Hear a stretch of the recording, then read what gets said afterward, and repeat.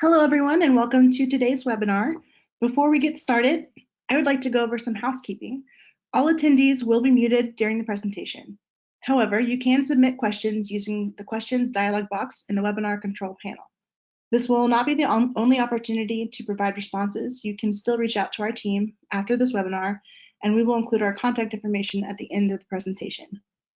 Following the webinar today, we will post the recording and the presentation and any additional handouts on our Indigenous Food and Agriculture Initiative COVID-19 webpage, which is available at indigenousfoodandag.com and on our YouTube channel. In addition, we will also follow up with an email to all of the webinar registrants that includes all available resources, handouts, links, and this presentation. And with that, I will turn it over to Carly Hockvet. Great, thanks, Whitney. My name is Carly Hockvet. I am the Director of Tribal Enterprise here at the Indigenous Food and Ag Initiative. We were founded at the University of Arkansas School of Law under Vice Chancellor Stacy Leeds, who's the former Dean of the School of Law at the time, and our founding director, Janie Sims-Hip. We moved with Vice Chancellor Leeds to the Office of Economic Development in July 2018, where we have lived since. Our mission includes enhancing the health and wellness in tribal communities by advancing healthy food systems, diversified economic development, and cultural food traditions in Indian country. Go to the next slide. Yeah. So we make sure that we put tribal sovereignty and food sovereignty by providing strategic legal analysis, policy research, and educational resources to help Indian country develop food sovereignty, agriculture, and economic development. Next slide. We also work with the Native Farm Bill Coalition, which is a group of tribes and individuals and entities that have come together to advocate for Indian country. Next slide. So over 170 tribes are represented, and 78 Native nations have passed resolutions, sent letters of support. As you can see, we work with a bunch of really great organizations, including Intertribal Ag Council, Arizona Jewish Response to Hunger, and many other Native affiliated organizations to help us advance food sovereignty in Indian country. Next slide.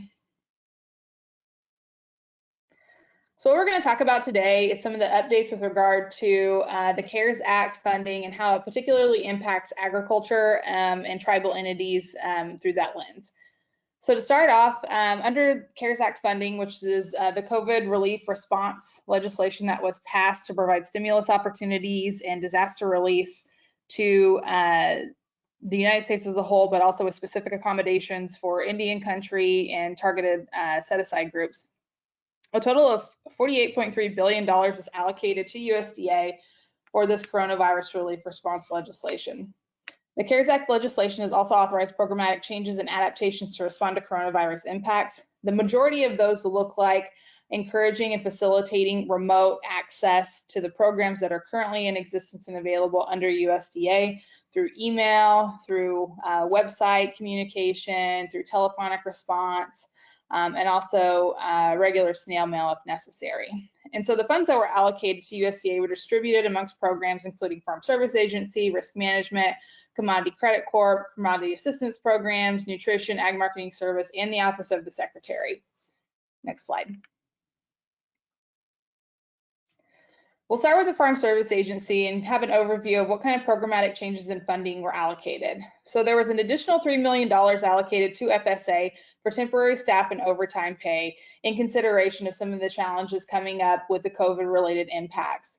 FSA oversees loan products and provides the government guarantee for a lot of the financing opportunities available through agriculture.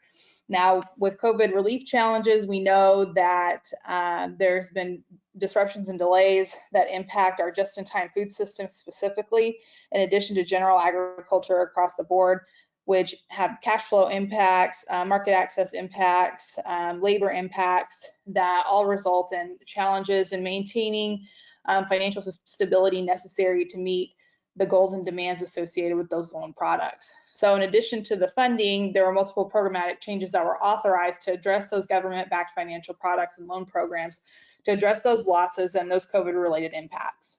Next slide. So one of the first things, starting at the beginning, is relaxing the loan making process. The deadline extensions were pushed out, so your initial application deadlines are extended. The time to accept an offer that's been made is extended. Responding to denial, you have additional time to respond to that, and additional time to request homestead protection and loan deferrals. So there's a lot more flexibility. Generally, those extensions are 30 to 60 days. More information can be found by contacting your local FSA office or checking out the FSA website. Additionally, since a lot of our local and state-based government agencies are closed or providing very limited services, some of the information needed to support some of the loan documentation necessary is not available. So the FSA usually requires a lien search, but as many of those entities are closed, the FSA will now close a lien without that lien search. Once those open back up, that documentation will be requested, but if for whatever reason that's not able to be located, it will not negate the loan. Additionally, there's guaranteed loan flexibility. So our lenders that provide services through FSA, the standard eligible lenders and the certified lender program lenders, can also authorize a line of credit or emergency advances without FSA written approval, and can also certify plans for additional loans outside of the guarantee. If these lenders make loans that are outside of the guarantee, but under the SBA provisions that are provided in the CARES Act that we'll discuss later on in the webinar, they still have to be compliant with those SBA requirements. So there's a little more flexibility for loans made outside of the specific guarantees under FSA, but FSA will allow those to move forward. And as I previously discussed, general accommodations are also encouraged, working with producers by phone, email, and online materials and portals, and encouraging applications or documentation to be accepted remotely. That means faxed or scanned or emailed signatures should be accepted. We're not legally prohibited. In some instances, there is a requirement for a wet signature. However, in order to start processing, scanned or emailed in or fax copies are accepted with the follow-up of a hard copy to solidify the documentation at a later point. Next slide. So what about distressed or delinquent loans? Is there relief opportunities available? Yes. The COVID relief legislation has authorized a temporary suspension of loan accelerations, non-judicial foreclosures, and the referral of foreclosures to the Department of Justice. If a foreclosure has already landed at the DOJ, the U.S. Attorney's Office does have the ability to decide whether to stop that foreclosure or eviction. There hasn't been any sort of indication of what analysis, if at all, the U.S. Attorney's Office will go through in determining whether to move forward or not on a foreclosure or eviction. But if we do get that, we'll make sure and share that information. FSA will consider lender requests to allow temporary deferral of loan payments. So if they're lenders that are working through FSA programs decide, hey, we want to offer a temporary deferral for these types of loans, FSA will work with those lenders to make sure that happens. And FSA will also consider lender requests to allow temporary forbearance of loan liquidations and foreclosures. So there's a lot of flexibility authorized as far as putting a pause on distressed or delinquent loan opportunities. Next slide.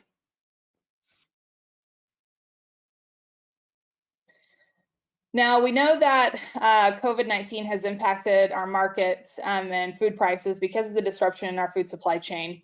However, our commodity programs were already kind of taking a hit because of the challenges associated with some of the trade volatility that we've seen over the last year or so.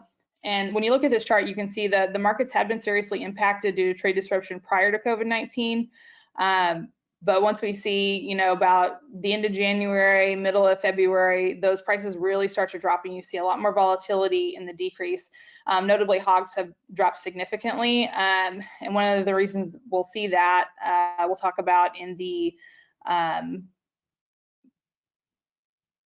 SBA related programs that come up with that and some of the challenges that are associated with that. Wheat, for some reason, has managed to stay fairly level, but we will see some volatility. One thing that's not on here is chicken, and I believe that some of the chicken pricing has the potential to become volatile in the future, considering the supply chain disruptions and the processing components. So, next slide. So with those commodity volatility, one of the things that the CARES legislation has authorized is changes to the commodity loan program to help distressed producers to support their cash flow. So a commodity loan is essentially a float loan. It allows a partial loan based on the value of certain crops per bushel. And there's a dollar amount associated with that to allow some additional cash flow to let that producer kind of float through the bad market until prices increase. And they can get a better return on their product that they take to market. So those commodity loan terms have been extended from 9 months to 12 months to give a little more stability opportunity. And those terms are low. For the month of April, the rate was 1.625%. If you're interested in participating in this program, reach out to your FSA office. And like I talked about, the commodity per unit what is used to calculate the loan amount. Corn was at $2 a bushel in April, soybeans at $6 a bushel in April. And there's a lot of commodity crops that are eligible for this. If you're growing grain sorghum or peanuts or mustard seed or different kinds of barley, whatnot, there's opportunities available. Exclusions include seed cotton and sugar. Those are not eligible for commodity products. But to find out more information about that, definitely check with your local FSA office. Next slide.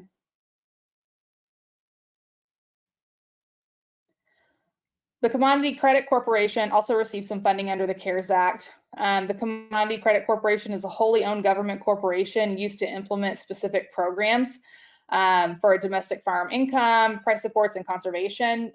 The Commodity Credit Corporation is essentially a holding company on behalf of the federal government that influences the way that our domestic ag production occurs and provides flexibility and funding for that. So there are $14 billion that was allocated to the Commodity Credit Corporation for unreimbursed but realized losses. So these were losses that hit the books, but they hadn't been reimbursed yet, incurred prior to the passage of the CARES Act.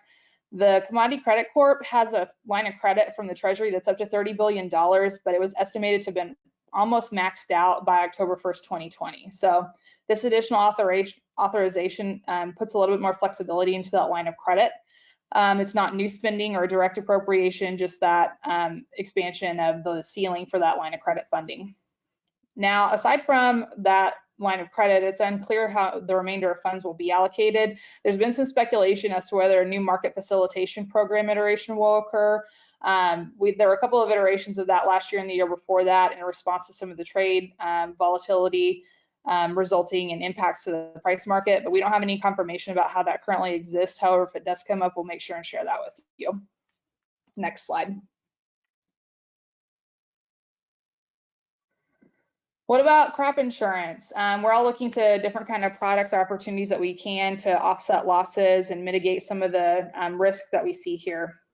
Now, crop insurance is going to be wholly dependent upon what the terms of the policy say. There has been some flexibility that's come out through the CARES Act. There's been an extension of dates to provide production reports and what your acreages are, and based on that, there's more time to pay and an authorization for deferred interest on those premiums and other fees and administrative costs. And there's additional reporting and transactional flexibility associated with that.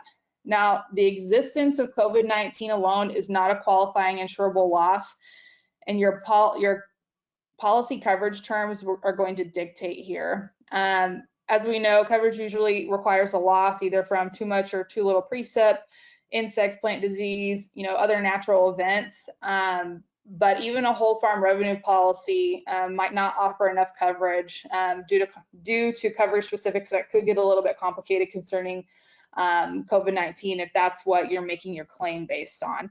If there's any changes in production, you should discuss those prior to implementing them with your insurance provider and make sure that you get that in writing. If you want to change what you're putting in the ground or swap out what acreages that you're going to be producing on, make sure that you get, if you want to do that, come to an agreement with your insurance provider and make sure you get that in writing so that you can ensure that your coverage is going to be maintained. For additional information, the Risk Management Agency issues managers bulletins. Some of the content that we've seen lately in response to the COVID-19 challenges has been, again, maximizing those remote communications, reminding producers of their right to request an agreement after the closing date, but before the acreage reporting date to show a physical you can request an agreement before closing, but prior to acreage reporting, but you have to show that you had a physical inability to request it. So you were ill with COVID, or you were a caretaker for someone with COVID, or some sort of challenge related to COVID-19 that prevented you from being able to access that. And if you need more time to submit documentation, you can definitely request an extension. There have also been changes to production reporting dates, waiver of interest charges on premiums, as we discussed, extension of deadlines, and a deferral of collection on unpaid premiums. So there's some flexibility there, but again, your policy terms are going to control whether or not you have coverage for a specific loss. Next slide. So make sure and check RMA periodically for new bulletins. I've included a couple links here on where to access those. Additionally, NAP, the non-insured agricultural products coverage, livestock indemnity provisions, livestock forage disaster, those are all similar. There's not an authorization for COVID-19 related impacts to trigger those loss determinations. However, there is some flexibility with that. So RMA employees have been encouraged to work with producers, be flexible with them, and be as accommodating as possible while still maintaining the standards that they are required to. So next slide.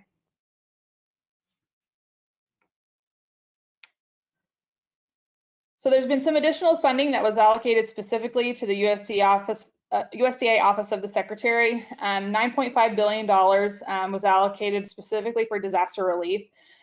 Those funds are going to be targeting non-commodity crops except for dairy, and also looking to support local food systems like restaurants, grocery stores, schools, and farmers markets.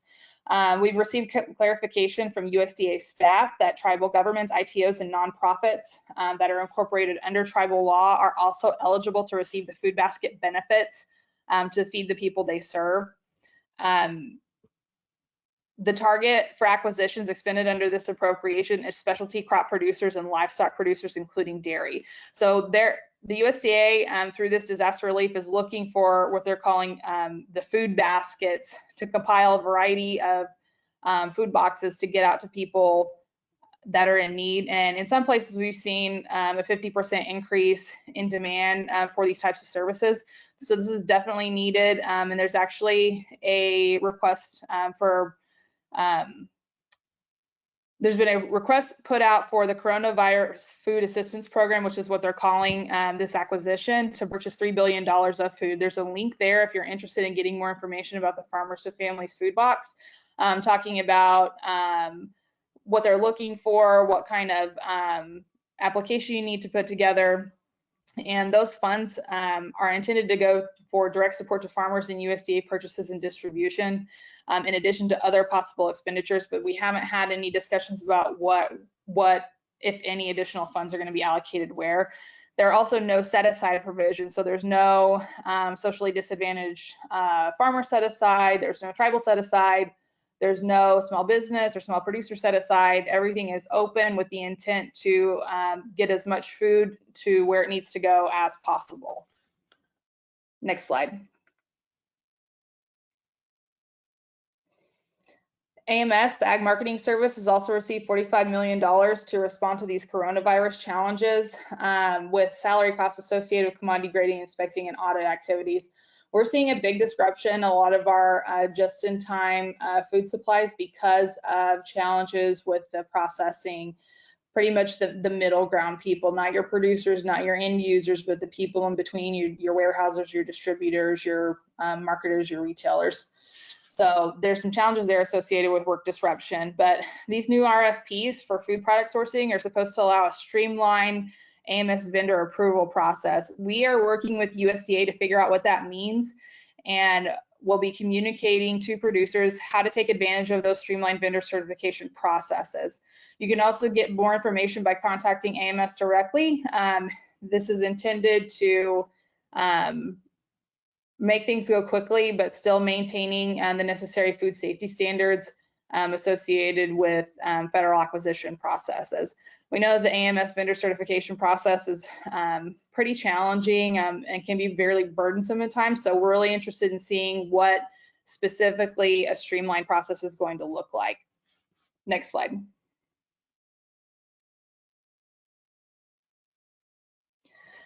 There's some additional USDA program funding for CARES, $450 million to the Commodity Assistance Program, and then $100 million to Food Distribution Program on Indian reservations, split 50-50 between facility and equipment upgrades and food purchases. Facility and equipment upgrades could mean additional storage space, cold storage, maybe even boxes necessary for food delivery purposes, and just different kinds of needs to accommodate the increased demand on the system. The Native Farm Bill Coalition, as we mentioned earlier, is also pushing to authorize a 638 sourcing authority to allow our tribally run and ITO run FDIPR operations to directly source from local and tribal producers. Next slide.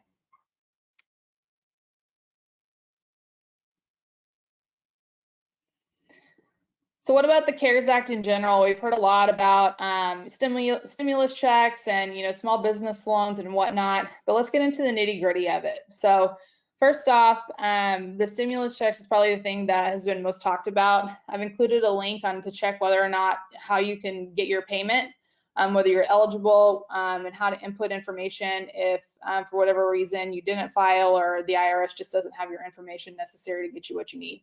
It's about $1,200 per person, $500 for each dependent child, and those amounts will phase out as the income goes up over $75,000 individually. It's based on your 2019 taxes unless you haven't filed yet. The extension for 2019 taxes is July 15th, so if you haven't put that in yet, it uses your 2018 taxes.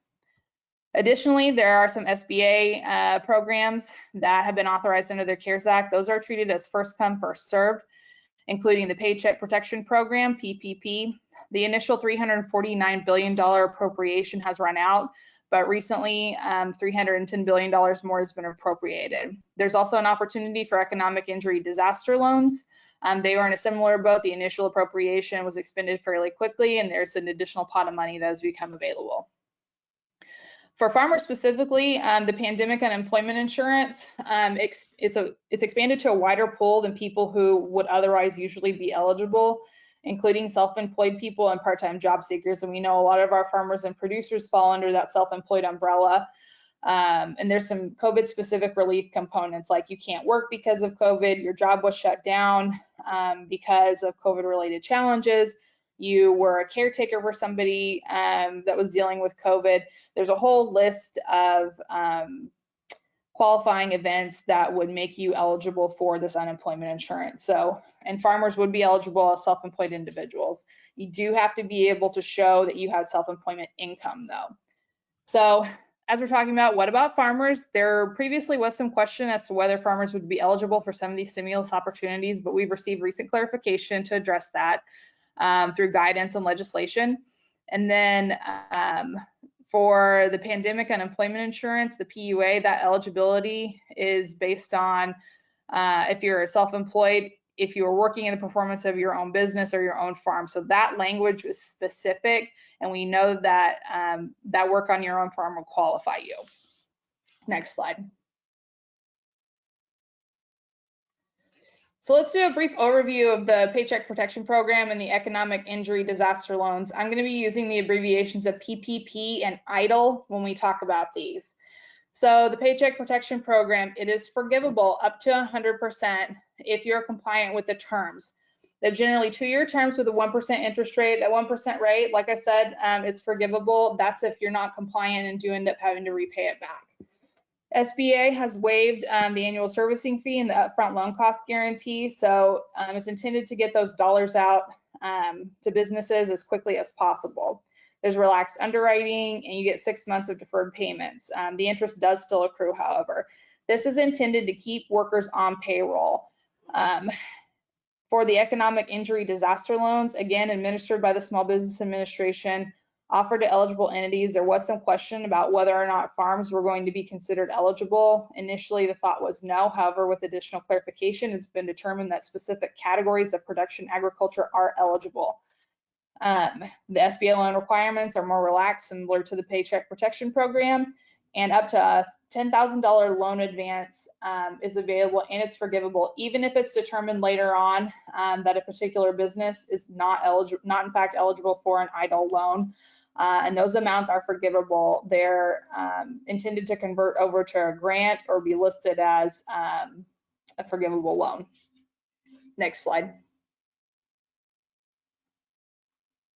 So PPP specific to farmers. It's available to farms in some circumstances, but also to value-added enterprises. The majority of farms will qualify as sole proprietorships or as self-employed individuals. So banks and other lenders, including that farm credit system, will make the guaranteed loans to small businesses, which are forgivable so long as the business keeps its employees on the payroll. That is key. That is the most important part of the PPP. If you accept a PPP loan and terminate your employees later, you will not be eligible for the forgivability associated with that product. The whole intent is to make sure people are continuing to get paid, allowing them to maintain their regular and expected standard of living, pay their rent, meet their bills, get groceries, and take care of their family. And by maintaining current business operations through payroll and employee protection through these types of programs, we see that we have a little more stability when it comes to getting back on track once these COVID-related restrictions are lifted. Tribal business concerns are also eligible. So tribal businesses often are organized in a quasi-governmental, quasi-private business structure. Those businesses that fall under the thresholds and are compliant with other terms and eligibilities are able to apply. And the new funding and authorization that's come out will allow tribal gaming to access funds to maintain that payroll. And we know that's huge for Indian country because a lot of our gaming revenues help support a lot of the other enterprises and endeavors that our tribes engage in. Now, applicants to be successful must have less than 500 employees, whether they're part-time or full-time. And those employees' principal place of residence has to be in the U.S. Farms that use independent contractors, which are workers that you give a 1099 to rather than covering payroll taxes for, you can't use those independent contractors when calculating the farm's PPP loan. The loan calculations are based on how many employees you have and what you pay them and what their benefits are to go towards determining what amount of loan you're eligible for. And independent contractors are not authorized to be included in that calculation because they are individually eligible to apply for a PPP loan themselves. Next slide. So there's 4 requirements for farmers who are self-employed to apply. Your business and self-employed operation has to have been active as of February 15th, 2020.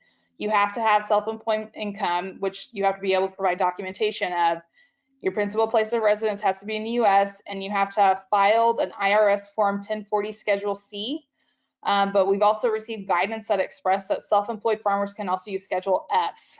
Schedule Fs are much more common when it comes to tax documentation for farm production activities rather than Schedule Cs.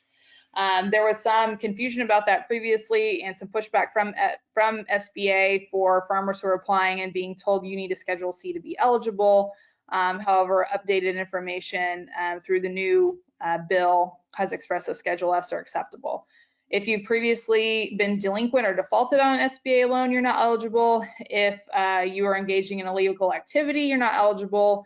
If your only criteria as an employer is as a household employer, like as employing nannies or housekeepers, that's not an option. And if you have an owner with a 20% or greater interest that's incarcerated or on probation, parole, convicted of a felony in the last 5 years, or is presently subject to criminal charges, your business entity is not eligible for a PPP loan. Currently, it's unclear how SBA is going to treat businesses that are arguably affiliated with a larger business, and you have to meet the affiliation rules. So as we talked about previously between hogs and chickens, when it comes to the impacts with those, they may not be authorized to receive a PPP loan if they are poultry or hog producers that are affiliated with poultry integrators through an agreement that essentially doesn't authorize independent control of production and components. So if you fit so closely under an integrated system where you're the person that, or the entity that's buying all of your products sets the parameters of how that production needs to occur and are so closely tied that you don't have independent control over that production, you may be determined to be affiliated with that business and not eligible for a PPP loan. Next slide. So what do you need to apply? You need payroll records, payroll tax filings, your 1099 miscellaneous forms, and income and expense sheets if you're a sole proprietor. If those aren't available, bank records or other forms like that Schedule F to show qualifying payroll amounts should be submitted. Now, we talked about determining what loan amounts you're eligible for based on your payroll costs. So those numbers are going to be calculated based on salaries, wages, and commissions paid, cash tips, employee benefits like paid time off or other types of paid leave. If you offer any severance or dismissal packages, group health insurance costs like premiums, retirement benefits, any taxes that you pay to state or local entities based on that employee's compensation. And those costs are capped at $100,000 per employee per year. Now, that doesn't necessarily mean that if an employee's salary is at $100,000, that's where it cuts off. It may even come before that because you also have to consider the benefit costs associated with each individual employee. So if you have an employer paid health insurance premium or a 401k match or something like that, that all is counted towards that $100,000 per that employee. So if you, pay a salary of $50,000, but you're offering another 20% in benefits, you may hit that $100,000 threshold, get a little closer to it than you thought you would in the first place as that salary amount goes up. So just keep that in mind when you're working through your application process. Although if you're making 70K on a farm, good for you. So next slide. Now for the economic impact disaster loans, like I said, funding was recently increased after the initial funding was depleted, but currently there's been no indication that SBA is going to accept any new applications. So right now, every application that's currently in the queue is, should be processed before any new applications are accepted unless we hear otherwise, and we haven't heard otherwise yet. There has been new clarification that these EIDL loans are limited to employees with or businesses with less than 500 employees, and now these certain agricultural enterprises, which include these small business concerns, engaged in production of food, fiber, ranching, raising of livestock, aquaculture, and all other farming and agriculture related industries. So the good news is that we've received specific indication that ag enterprises are eligible. The bad news is we don't know if they can apply because they had to have already been in the queue. So there's additional requirements. You had to have been in operation by January 31st this year, and the maximum loan amount is $2 million. Now, we've heard of certain corporations and entities that have returned funds. Those have been under the PPP protection program. We've heard of, Risk Chris Steakhouse having to return funding and other types of businesses that maybe wouldn't be considered small under standard definition. So hopefully that those dollar amounts are actually going towards targeting a lot of our small producers and intended to provide the supports necessary to allow them to continue to operate. There's no collateral needed for loans up to $25,000. And then you can also get a $10,000 emergency advance through December 31st, which is forgivable. Those advances are supposed to arrive in 3 days. I haven't heard whether they've been actually taking 3 days or not, but that is what they are intended to be processed by. Those are to be used to pay sick leaves, maintain your payroll, meet the increase in cost of materials and productions because of supply disruptions. We've seen the price of materials increase, and also to make those rent mortgage payments and pay your existing debts. Again, the most important thing that you can do to meet the requirements for your loans to be forgivable is to keep your staff on payroll. Make sure your people get paid. That needs to be priority. Additionally, if you have an operation where you have production on one side and a value-added component on the other, it's likely that they are going to be treated as one operation, even if you have them incorporated separately, depending upon the ties between the two. If you are vertically integrated between those two with no other influence or custom production or processing associated with those, you're probably going to be treated as one operation. Next slide.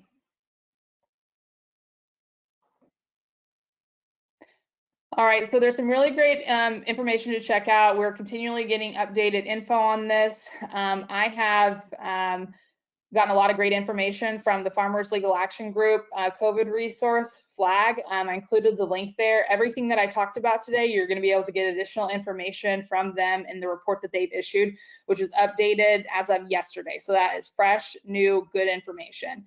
The National Sustainable Agriculture Coalition also is publishing regular posts regarding COVID-19 updates through an agricultural lens.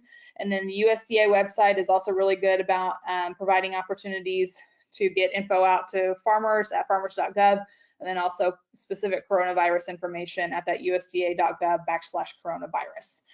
And with that, I will turn it over. Thank you. Thank you, Carly. This is Josiah Griffin, and I am the Program and Policy Specialist with the Indigenous Food and Agriculture Initiative. So as we commonly think about USDA supporting food production and food distribution, food marketing, we commonly turn to other agencies across the federal government, like the Department of Energy for energy sources, the Department of Housing and Urban Development for housing and the like. But as we looked at ways to continue to make sure that the businesses that you're working with remain viable, and especially as organizations and tribes use this time of social distancing to continue conversations about how you build out and plan your services moving forward, we wanted to highlight some of the program opportunities that were available for rural development, as well as the flexibilities that rural development has initiated, in response to both the CARES Act and the ongoing pandemic around COVID-19 writ large. So starting out, one of rural development's flagship programs is the Business and Industry Loan Guarantee Program. As Carly mentioned, for agricultural commodities, but as well as for other businesses that you might be working with, market volatility is an issue that people will continue to have to grapple with. And so as you look toward financing opportunities, loan guarantees may be a good way to help offset some of those risks. And the Business and Industry Loan Guarantee Program provides some of the most flexible financing end goals across rural development, specifically and for businesses, traditionally more for businesses that are operating off of agricultural lands in rural communities, but there are components of food and agriculture that may be impacted and bettered through the BNI loan guarantee. So looking at the food and agriculture benefits the agricultural production generally cannot be eligible for the Farm Service Agency loan programs that Carly mentioned previously, but they can be directed for pieces of agricultural operations that are part of an integrated business strategy, including part of value-added processing. So as you're looking at agriculture, the portion of the BNI loan guarantee cannot exceed 50% of the total loan, or $5 million, whichever is the lesser. But tribes, nonprofits, for-profits, cooperatives, public organizations, and sole proprietors are eligible to apply through a qualified intermediary lender, like a bank, federal or state chartered banks, savings, an entity that distributes savings and loans, and farm credit banks or credit unions. Looking at rural development programs, broadly speaking, they are more targeted toward rural communities, which many tribal lands fall under that category. For the Business and Industry or BNI loan guarantee, the general population should be less than 50,000 people in the area. So as we're looking at continuing to talk about programs that are operating under rural development from the business lens, the Rural Micro Entrepreneurship Assistance Program is available for entities that are interested in stepping in as what they call micro enterprise development organizations as intermediaries. And so what would happen here is that a tribe, a nonprofit, a higher education institution would become certified with rural development as an MDO for short. And that MDO would then be able to either submit for a grant up to $205,000 per year, or a loan with much more flexibility in terms of financing, between $50,000 to $500,000, to then provide that funds for qualifying end users. Traditionally, small organizations or businesses with less than or equal to 10 full-time staff. But those loans can be vital for those organizations to really step in and develop their working capital, help refinance their debt to make sure that they are able to withstand kind of this, the ongoing questions about what their business models or business financing might look like as they are taking a step back and reevaluating their operations during COVID-19.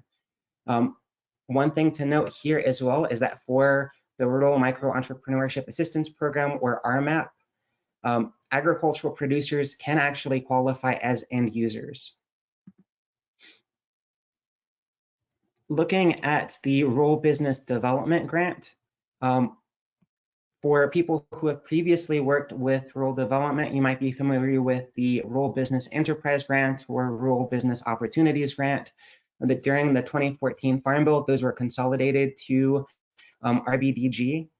And so RBDG provides a great deal of flexibility for intermediate organizations like tribes to step in and really help businesses build out and develop into their markets. It's also one of the few programs that USDA and the federal government offers with some flexibility around providing funding for feasibility studies, and feasibility studies looking at market assessments, business planning, distance learning for job training, which is key here as we are all navigating this distant social distancing space, business incubation and revolving loans, some pollution abatement, and many more end goals.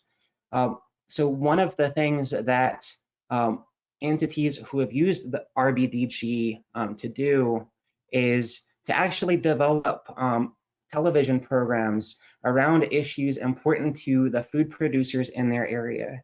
And so as we look at what is currently ongoing for food markets, for food assistance, for food programs, this may be a way to highlight and help consumers connect with the people who are actually growing their food.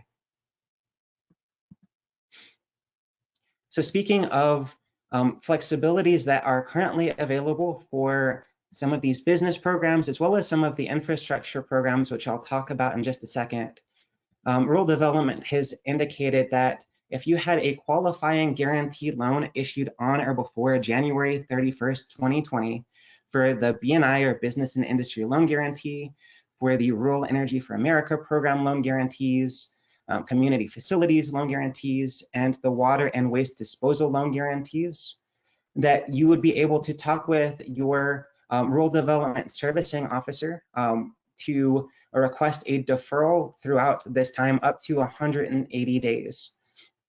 Now, from what I understand, rural development staff have been trying vigorously to reach out to their intermediaries as well as the end recipients of these loans to kind of walk through some of these flexibilities, but there is a large list of people that they are working through.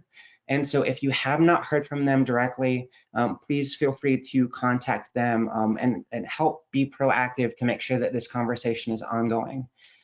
For guarantees, that deferral can actually be issued without rural development's approval up through the end of this fiscal year with some qualifications. Now, there are some additional intermediary programs that have some deferral capacity at this time, including the Intermediary Lending Program, the Rural Business Development Grant, which I just mentioned, Rural Economic Development Loan and Grant Program, and the Rural Micro Entrepreneur Assistance Program. So one of the other facets that rural development generally houses, though, or offers, is the Rural Housing Service. And so as we look at ways to make sure that people throughout your community or the communities that you might be working with, especially in rural areas, have continuing access to housing, the Rural Housing Service offers a combination of primarily loan and loan guarantees to help make that move to either owning a house or moving to a house or home, apartment, multifamily housing unit with safe and sanitary conditions more viable. So looking at the single family housing direct home loan, these are loans directly between rural development and the intended homeowner. The end user or the applicant would have to agree to make that home that they're looking at their primary residence during the term of that loan. The square footage, so as we're looking at the direct home loan, there are some additional stipulations around the square footage that's available, as well as the market value on the home loan limit to make sure that they are in standard with what you'd actually see across the community more broadly. It does offer what it considers financing as a subsidy to help ensure that the end user is able to make their payments with fixed interest rates modified through that payment assistance through a fairly extended payback period between 33 years, or if there are qualifying incidents or issues, 38 years in total. So and on the flip side to that, if an applicant is able to request or receive funding through more of a traditional lender, the single family home loan guarantee may be an opportunity to help offset some of that risk that we mentioned earlier. So there are income stipulations as well as citizen stipulations again for this loan. The end user must personally occupy that home as a primary resident. So rural development is trying to step back from people setting up these homes or housing units as either businesses or rentals. But there is quite a bit more flexibility here in terms of allowing the end user applicant to purchase their home, build or even rehabilitate their home, which may come especially as people are looking at modifying or establishing equipment, constructing equipment in their home for disability accommodations, helping to purchase and install energy efficiency, including some solar paneling, with a 90% guarantee across that loan term. So rural development here has issued some flexibility, for the single family home direct loans as well as the loan guarantees. For the direct loan, rural development generally what they considers issues eligibility certification. And what that generally means is taking a look at income requirements and eligibility requirements to make sure that the individuals who are receiving these fundings or these funds are eligible and qualify for the purpose of the program. And so to support social distancing, rural development has allowed some extension here, as well as some payment assistance if borrowers can indicate that they have faced up to or above and beyond a 10% income loss. There is some moratorium assistance akin to forbearance for individuals that are experiencing medical expenses that are not covered by insurance or that have resulted by a COVID-19 related job loss. They've also issued a 60-day moratorium on house payments. For the loan guarantees, the lender generally has to issue that same kind of eligibility certification or verification. So rural development has issued a temporary exception for that, as well as for appraisals on the home repair, inspection, and income verification. Starting 60 days as of March 27th, 2020. There is some additional forbearance that the end user or loan recipient would be able to pursue up to 180 days with an additional 180 days at the borrower's request. So this is something that you would have to specifically go and talk to your lender about. Borrowers facing default or immediate default due to documented hardship can also actually request some payment suspension or reduction to make the situation that they're currently in more viable, as well as the future borrowers may see a relaxed application process as well as some temporary exceptions. And continuing to talk about housing programs that are offered through rural development and rural housing service, the rural housing service offers multifamily housing direct and guaranteed loans. Specifically for the direct loans, the applicant would generally not be the end user, but would be the entity or tribe that would be seeking to develop the multifamily housing unit. We think about multifamily housing as apartments, but there's a little bit more flexibility even with what that looks like. Some tribes have, from what I understand, actually used these programs to set up more of a duplex structure in a sort of compound. So tribes, individuals, and associations, state and local governments that cannot generally obtain commercial credit necessary to provide these services through affordable rents. And so I think that's the key here, is the provision of affordable rent. Would be eligible to apply to help buy and improve land and necessary infrastructure, construct and improve and purchase multifamily rental housing, including housing that might already exist, with the intent, again, that the residents that step into these homes and call them homes must be either very low to moderate income or elders over the age of 62 or people with disabilities.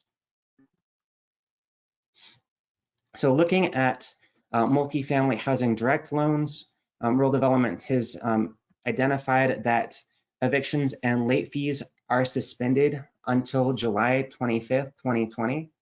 That mortgage forbearance has been issued as well. It must be requested by the borrower. And that tenant certifications here are also extended through March, April, and May to June 30th, 2020. And so any developer who steps in to build or operate these multifamily homes must certify all of their tenants as being eligible to live there under rural development guidelines. And so those certifications have been extended or postponed until June. Now, tenants that have seen an income change of over $50 or more can request an interim recertification that may impact their rental limit.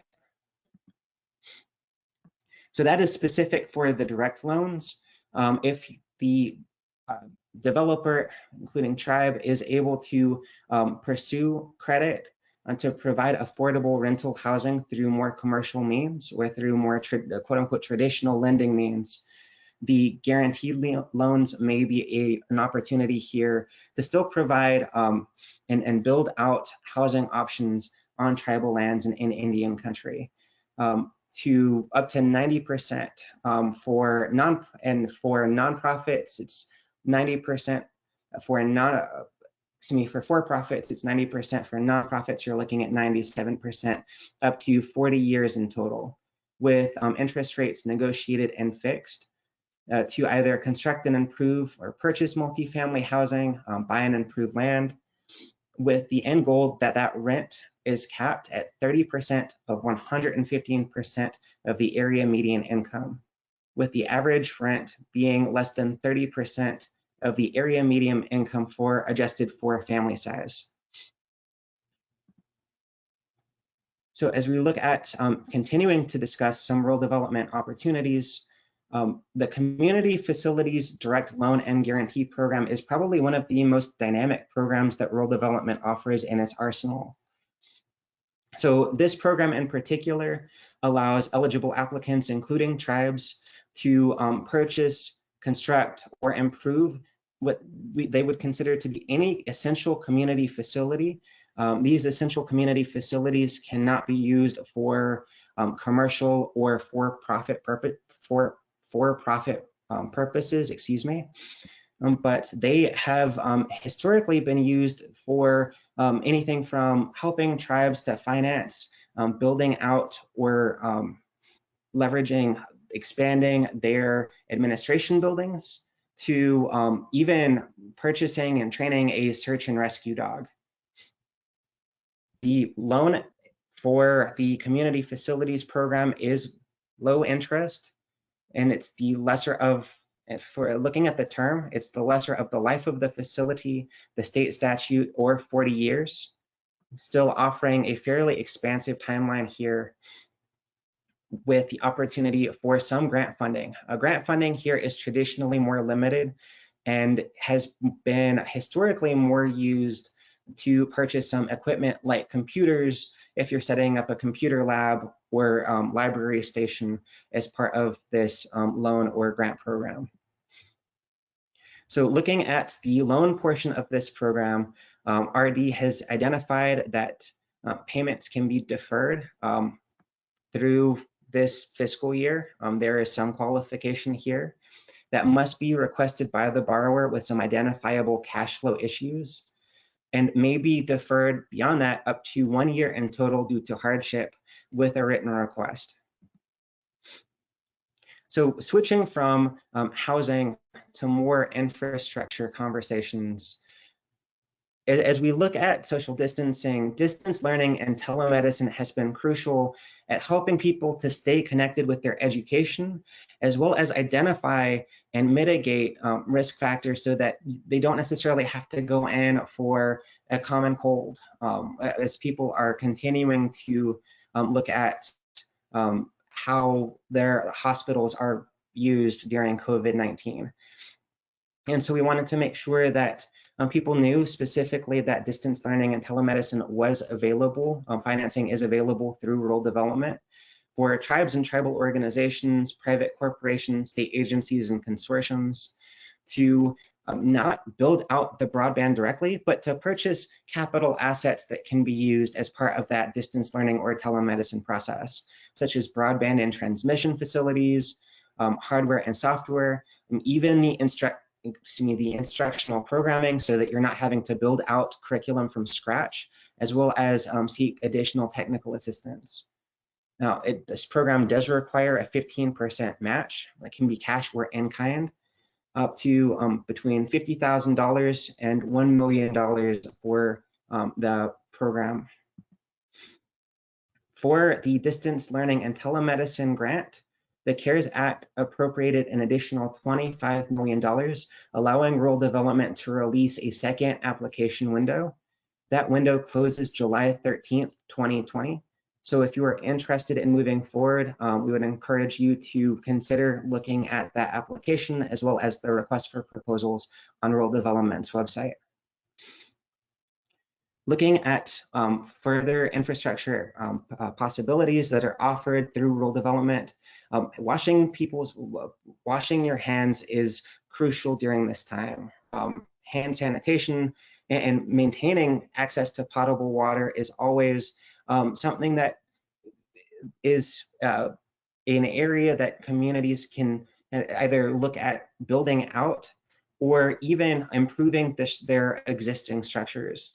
And so the Water and Waste Disposal Loan and Grant Program through Rural Development offers both of those means for tribes, tribal organizations, private nonprofits, or state agencies to seek the purchase, building, and improvement of potable water systems, sewage systems, solid waste systems, and stormwater collection facilities. Now, there is some funding through this that can be used for related activities such as legal and engineering, land purchasing, land and water rights, permits and startup costs, and other related costs. The loan portion of this program carries a fixed rate up to the usable life of the facility or the 40 years, whichever is lesser. And the grants are generally available subject to appropriation. So looking at the loan portion of this program, during a one-time shortage in funds, the applicant can use or request to use their reserve account as a short-term solution to pay for that loan period. Now, if the applicant, at this point, the borrower is in good standing, the borrower can request a short-term deferred, reduced, or interest-only payments from rural development. Additional technical assistance is available for this program to support emergency response planning, needs assessments and vulnerability studies, and utility management training to make sure that houses and homes continue to receive access to potable water and waste disposal.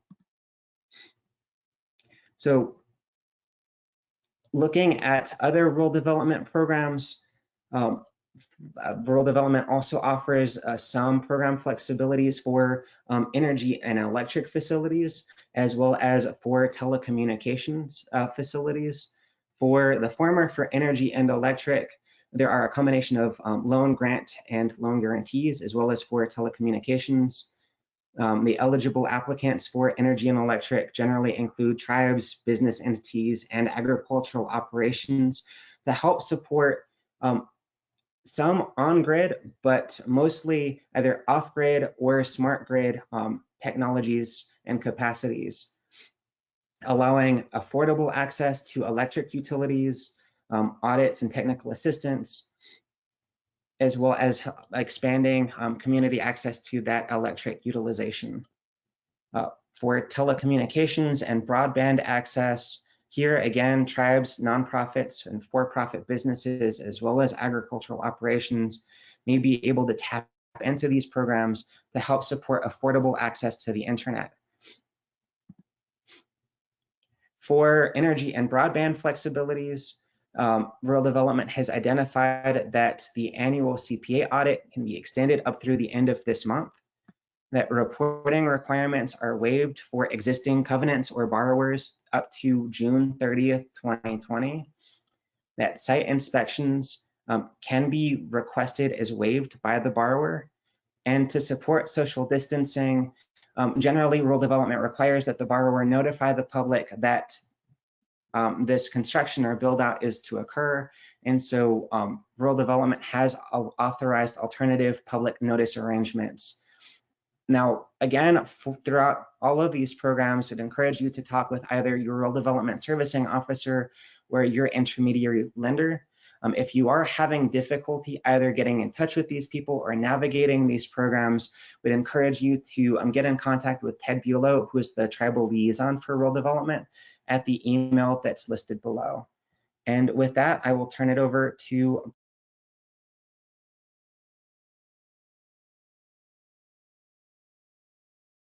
Hi, everybody. Thank you, Josiah. This is Blake Jackson. I am the policy officer and a staff attorney at the Indigenous Food and Agriculture Initiative. And today, I'm going to kind of shift some of the conversation to the conservation and natural resources space. And a lot of what is going on here, I will say there's not been as much movement in terms of program tailoring or policy developments with COVID-19 in mind. But I will say that there are some programs that are already on the books that either you might want to look at toward long-term planning if, in this time, your normal duties have kind of been modified as you work from home, or you're kind of figuring out what you're going to do when things do open back up down the road. These are some things that might kind of guide your planning discussions in terms of that, or may offer maybe an alternate means of income, or putting furloughed or people that are underemployed in your operations and to work with some of these projects. So with that in mind, we'll get going. I will start out by saying that all USDA service centers, including NRCS field offices, are not accessible by person right now to accommodate social distancing protocols. You can only access them via a phone appointment until further notice, so they are continuing to provide the same level of field work assistance and meeting with people, but it's mainly going through electronically. And also you can use snail mail and online communications, but also it is worth noting that NRCS is conducting field work as to do the technical service pieces of what they do, helping producers with conservation planning assistance with these programs. That being in mind, things are still going forward. It just looks a little bit differently in the new landscape of COVID-19. So I will say that is kind of the start off point of our conversation today. But I will state that signups are still being accepted for the following 2018 Farm Bill programs if you're looking to enroll some of your land that either is in production or you're trying to modify your production needs. We are not going to go over all of these today because there is kind of a baseline knowledge for some of these programs that we've kind of established in previous discussions, but I will rehash the details of EQIP, CSP, the conservation program, and also the Conservation Reserve Program, CRP. And that'll be detailed in subsequent slides, and we'll conclude our discussion today and talking about some legislative flexibilities that have identified by the Native Farm Bill Coalition, that if there is an additional round of legislation, or if you're looking to maybe put in a plug for some changes that might ease access during these times and in the future, once we're out of the COVID-19 world that we're in right now, to ease kind of entry into these markets. So with that being said, next slide, please. We will go into our additional programs. So the first program that we're going to talk about today is the Conservation Reserve Program. And now the Conservation Reserve Program is a voluntary program. It's administered by the Farm Service Agency, but the NRCS, Natural Resource Conservation Service, provides technical assistance on this. And so what this means with this program is you voluntarily take land that is in production and you retire that land. And you retire that land for about a 10 to 15 year period in exchange for annual rental payments and cost share assistance from the federal government for doing that. So what you're doing is you are maintaining cropland, marginal pasture, or grassland and grass or tree cover for a period of about 10 to 15 years. And now it's estimated that the federal government expenditure for this is about $2 billion per year, which is roughly about $77 per acre. And now the money that pays for this comes from the Commodity Credit Corporation that Carly highlighted earlier, which is that kind of revolving line of credit. So there's no mandatory appropriation or whatnot, but there are different categories into how this is broken down. There is what we call a general sign up for Conservation Reserve Program enrollment, and there's also a continuous sign up. Unfortunately, the general sign up, which makes up about 2/3 of CRP acres, you have a time window that is announced by USDA to do this. Unfortunately, the land enrollment period for this year expired on February 28th. But to kind of detail a little bit about that process, you bid your land into the program, and it's ranked based upon different environmental benefits and cost using an environmental benefits index, and that takes into account different measures such as wildlife habitat cover benefits, water quality benefits from reduced erosion and leaching, on-farm benefits, enduring benefits, air quality benefits, and cost. So there's kind of a plethora of things that are considered, and your enrollment's kind of ranked, and it's put into a competitive bidding process with that piece. But that enrollment in that category is off the table for the time being, but it's worth highlighting because when things do go back to normal at some point, and we do see another period of this being opened, just to kind of raise your awareness of that discussion. The piece that is opened right now is the continuous sign-up piece, which accounts for about 1/3 of CRP acres. And as you can see here, the latest data that was put out by the Farm Service Agency indicates there was 22 million acres enrolled in CRP, and it breaks it down by county on this map. This was updated in October 2019, so the information's a little dated, but you can still see that 22 million acres is enrolled nationwide, and where the concentration of that the acreage enrolled in that program exists. But speaking to the continuous sign-up piece, this makes up about 1/3 of CRP acres, and you can enroll at any time so if you meet the certain requirements that are detailed in statute. And there's a nationwide statutory cap that if total enrollments hit that cap, you obviously are not going to be eligible at that point. But we're not at that point yet.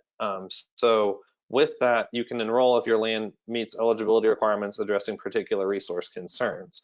With that being, if you want to put in filter strips in your land, if you want to put in riparian buffers, if you want to put in grass waterways, shelter belts, field windbreaks, wetland restoration, or restoring some sort of wildlife habitat with these measures, those are different things that are automatically accepted into this program, provided that certain requirements are met. It is not subject to a competitive bidding process with ranking or any bidding of any sorts like the general sign-up. So this is continually ongoing in your agency's office. With the recent Farm Bill, the increased statutory acreage cap was 24 million acres, and it's supposed to increase annually to top out at 27 million acres by fiscal year 2023. And the fiscal 2023 year goal includes about 8.6 million acres of continuous sign-up, and there's an enrollment allocation based on state historical rates. Now, with that, there's a lot of opportunity with that. And think about this in terms of alternative income that you might want to generate during this time. If you have land that you've taken out of production or you're going to take out of production anyway, this may be a way to do that in order to get some sort of payment in this time when economic times are kind of slow. But it is worth keeping in mind that, you know, there's no incentive payment. It's a 10 to 15 year contract, so this is not a short-term consideration that you want to take lightly. You know, I wouldn't base a long-term commitment based off of a short-term consideration. So definitely have all of those variables in mind. But this is something that you can use if you're looking to somehow benefit your land production through conservation measures, while also getting some sort of economic benefit derived out of this time. So that's one thing to consider. The next thing that we'll go into is the Conservation Stewardship Program. So next slide, please. So the Conservation Stewardship Program it provides a financial and technical assistance to producers who maintain and adopt some sort of additional conservation activities on their entire operations. And if you're a participant in this program, you can either improve, maintain, and actively manage conservation activities in place at the time. So you have to do that, but also have to agree to adopt new conservation activities during the life of a 5-year CRP contract. So this is something that you kind of have to also take into account as being more of a long-term consideration. The average cost of this was about $18 per acre under the 2014 Farm Bill, but CSP funding has been slated to increase by about 25 million per year if you look at the projections based upon what the funding was passed and continues to go forward. Participants must have a stewardship threshold on specific resources based on plans that they develop with the NRCS and the TSP toward a producer's individual land goals. And at the end of the 5-year contract, they need to either meet or exceed a threshold that's been agreed upon. Annual payments are given if you do live up to the things you've agreed upon on the contract based on performance, but the minimum payment that you usually get is in the neighborhood of $1,500. So that's another kind of added economic development piece during this time that you can also take into mind while looking at ways to somehow change your operation or take additional natural resource considerations into effect while doing this. Now, I will say that in the last piece of things, cover crop activities do receive an incentive payment here equal to 125% of the normal CSP rate. And there's also a incentive of up to 150% of the annual payment for resource conserving crop rotations, management intensive rotational grazing, and advanced grazing management. So those could be different things you might want to consider in terms of your overall natural resource planning needs at this time if you have kind of the bandwidth to devote to that. Also, there are funds for organic production and transitioning into organic production. So if you're looking to kind of capture more of that value added piece with this, because keep in mind the benefits of organic production on the soil, and there are some environmental benefits with this, that's something that some might not think about. There is funding within the CSP to facilitate kind of transitioning over to meet that consumer market if you're looking to scale up in that way with your operation. With that, the 2018 Farm Bill stated there are no longer one-time automatic renewals. Based on that, applications and renewals are now subject to a ranking process based upon the contents at the time of the application. So again, a couple programs to consider, and with the last piece of this, we'll touch on EQIP, which will be detailed in the next slide. So next slide, please.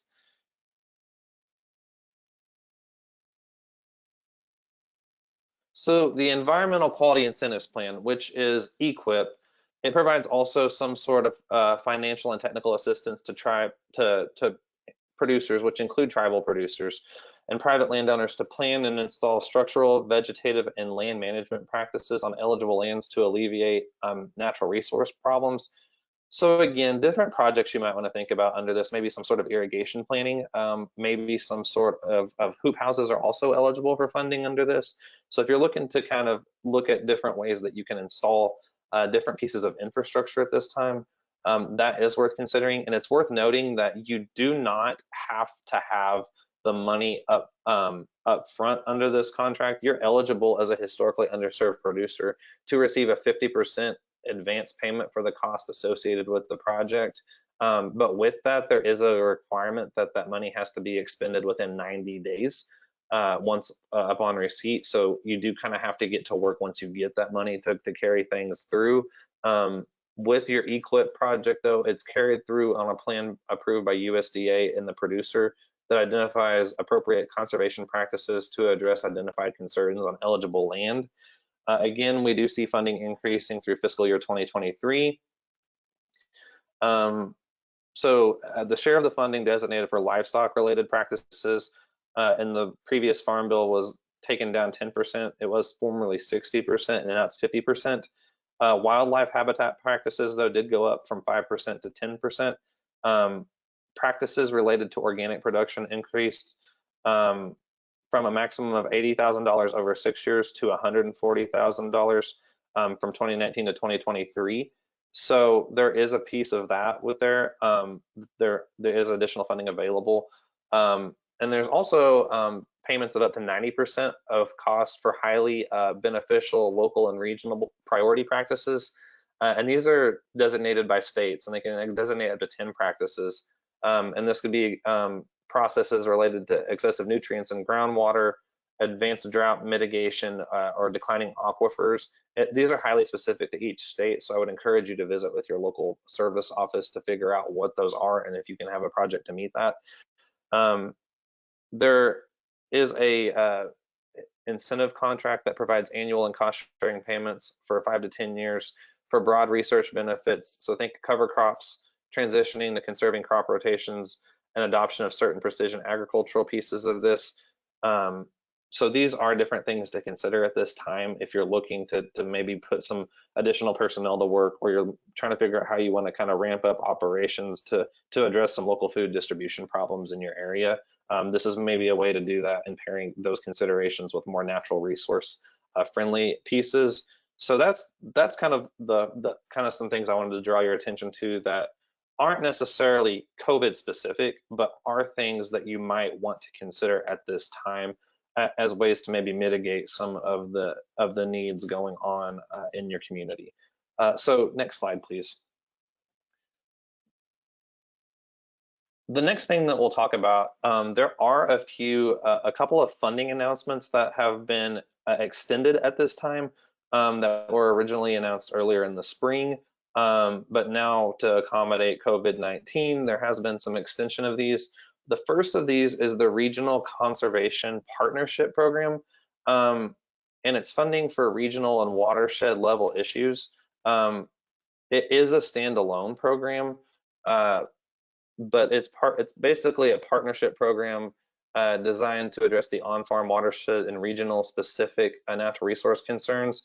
So what happens here is NRCS identifies key partners that submit applications. So if there's a group of eligible partners that get together and want to address some sort of broad natural resource concern in a state and what the agency has identified as a critical conservation area, these groups get together, decide how they want to address that, propose the project to USDA, NRCS, who then comes back and identifies some sort of cost share for this program to be identified and addressed within. So with this, it's kind of an entity level proposal, and then that money is moved down to more of the ground level and helping local producers. So what would happen is the intermediaries are those partners that have identified these projects, and then there can be some sort of payment to producers for enacting the contracts under these needs. But that's highly specific to the project you're looking to do. The 2018 Farm Bill did establish this as a standalone program. So again, producers, landowners, and selected partners enter into these contracts to carry out those activities. I will note, and this is something I want to highlight, is that tribes are eligible partners under this program. the NRCS looks to award $50 million for up to 15 of these projects in the fiscal year 2020. And this was done through alternative funding arrangements, which allow for more flexibility in terms of the legalese around these projects. So it's okay to think outside the box and how to address these things, but that's going to be a function of your own local resource needs in doing that. The deadline to apply for these is at 11:59 p.m. on Eastern Time on May 29th. There are a couple of webinars recorded on this and the other opportunity detailed in the next slide. But the link for the RFA is down here in this box I've put here to make this convenient for you as something to consider during this time. So if you have any questions, we're here, but any answer that you probably might want is found in kind of in the details of that document as well. So next slide, please.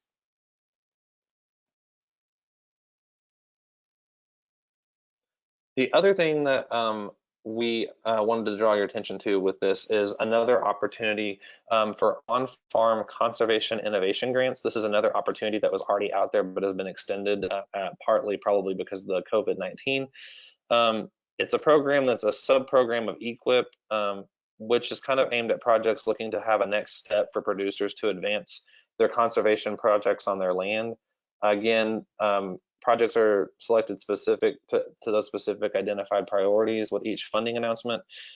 Funds are given to multi-stakeholder partnerships in addressing these, so a lot like the RCPP, but this is a little bit more specific because it's looking at new ways to address these programs through innovations such as on-farm pilot projects or field demonstrations. So this is more geared toward a technological advancement. If you wanted to kind of broadly categorize it, again, tribes are eligible as specific partners under this program. So basically what happens is these on-farm innovation trials provide funding directly to those partners who can offer the technical assistance and payments to producers interested in these emerging practices and operations. Again, I said there are identified priority areas in each RFA, and this year it's dealing with irrigation management technologies, precision agriculture and strategies, and soil health demonstration trials. With this, the pool of money that's available for NRCS to award is $25 million. Again, any additional information you want is in the link provided with the RFA that's out there. This one's on grants.gov. The deadline is, again, 11:59 p.m., May 29th. So there is additional information out there. I would encourage you to really dive in and kind of think about how you would like to do that if you're looking to plan the next phase at this time. Again, feel free to reach out to us with any questions that may come up in this process. But I would first encourage to really dive into those documents because a lot of your information might be found there as well. With that, I will detail some of the legislative things that you might want to consider and making asks if you have an opportunity and you would like to advocate at this time. These are things that have been identified by the Farm Bill Coalition, so we'll detail that on the next slide, please. So these are asks that may not be specific to COVID-19, but they would greatly assist at this time in streamlining access to these programs and making sure that the economic burden is not heavy for those that want to enter into that. So maybe providing an easier pathway at times like these. Again, I told you that there's a 50% upfront payment that you can get for an EQIP project. And with that, you have to expend that within 90 days. And that's for historically underserved producers, including tribes and tribal producers within that umbrella category. One of the things identified by the coalition is to up that 50% to a 100% so that you don't have to come up with that revenue right now, as many tribal governments are operating remotely, and a lot of revenue generating operations such as casinos have been shut down at the time to accommodate social distancing. This would offer an opportunity to not have to come up with that cost share up front, but it would greatly alleviate that need for capital generation. But also, in order to best accommodate the timing logistics of that, don't start that 90-day clock until the government has lifted its proclamation related to the national state of emergency relating to the COVID-19. Basically still allowing that 90-day period to toll, but waiting until we have that restriction lifted to start that clock. A couple of other things that we've identified with the coalition and would like to highlight here is removing the requirement of 1 year of land control prior to participation in an NRCS conservation program. Removing this requirement allows for beginning producers, especially those that are historically underserved, to have an easier pathway of entry if they have, that way they can have an easier way to enter the market, as we do need more food in production at this time with the different areas that have differing inequitable distribution channels. Another is removing the requirement of tribal citizens, tribal governments, and tribal entities to compensate the former lessee of tribal lands for the installation or maintenance of existing conservation practices. Again, eliminating the need to come up with that money up front right now would be a big thing. For the CSP program, waiving the requirement of a technical service provider where a native producer has identified a substantial burden in identifying a producer with credentials necessary and willing to meet with the required thresholds on tribal lands. So kind of helping to accommodate that social distancing, and also at a time where we don't need to expose ourselves to different health needs by working closely with people if there's been some sort of substantial burden in these rural and remote areas. Another thing is, in order to kind of eliminate some of the backlog in some of these issues, is waiving the requirement for an NRCS cultural resource archaeological survey to be conducted on tribal lands. If the THPO, the Tribal Historic Preservation Officer, has indicated anyway at the local level that the proposed construction activity will not cause a disturbance, and it allows producers to proceed in a more effective manner and implement these conservation practices without a lot of federal approval being needed to do so, and kind of eliminating some of the red tape to enter this process. So that concludes my discussion on conservation programs. So next slide, please. So with that, we've already shared some information. We've shared a lot of information with you on a lot of different things related to how tribal operations, tribal producers, and to some extent tribal governments writ large might be impacted. If you have any questions on these programs, again, please feel free to contact us. But if you're looking to connect with USDA internally, the Office of Tribal Relations is a great place to start. Ms. Diane Colo and Ms. Linda Cronin are both the director and the deputy director, respectively, of this office, and they can be reached at the emails provided on this screen. Additionally, there are some web links that you can go to here to learn more about these offices and kind of develop a first place to start those conversations. Again, this information will all be provided to you in part as part of a recording on these things, and also the slide deck will be provided with these links if you haven't gotten them down or you have additional things that you want us to go back and address. Just know that you will get a copy of that. Next slide, please. And to highlight, we also are looking to be a source of information for you with this stuff. We've already developed a pretty robust COVID-19 web resource page detailing everything from food access to partner org resources to Q&A that we often get, issues with food access, food safety, agricultural production, stuff from the Native Farm Bill Coalition. That's kind of our one-stop shop for this. So again, that's at indigenousfoodandag.com, which is our own website /COVID-19. That's up there at the top in the title slide here. And there's tabs for all of that information as well. Next slide, please. And if you would like to reach out to any of us on our team, our emails are detailed here in the slide. Today you've heard from Whitney, who is our communications manager, started off the webinar, as well as Nikki Young, who works with her a lot on the tech support issues and our administrative issues that we've had regarding communicating with you guys in the web outlay. Colby is our director, and today you have heard from Carly, Josiah, and myself, but also please feel free to reach out to any of our team, including Erin. She does a lot of work in the nutrition and food access space with the FDIPR program. So with that, I will turn it over to Whitney. We do have some time allotted for questions and answers for you guys. So I will let her take the reins and monitor the question pool. Great, thanks, Blake.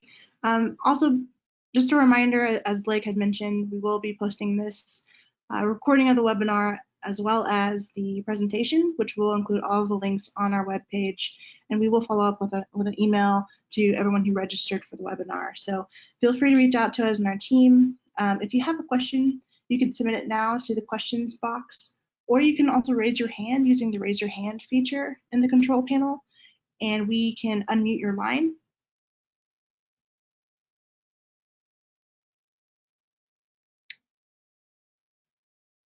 And if you think of a question at a later time, also feel free just to reach out to us. This is not the last opportunity. So with that, if there are no questions, I think we can go ahead and wrap up now. But yep, I think we're good to go. No questions right now. Thank you all so much for joining us for today's webinar.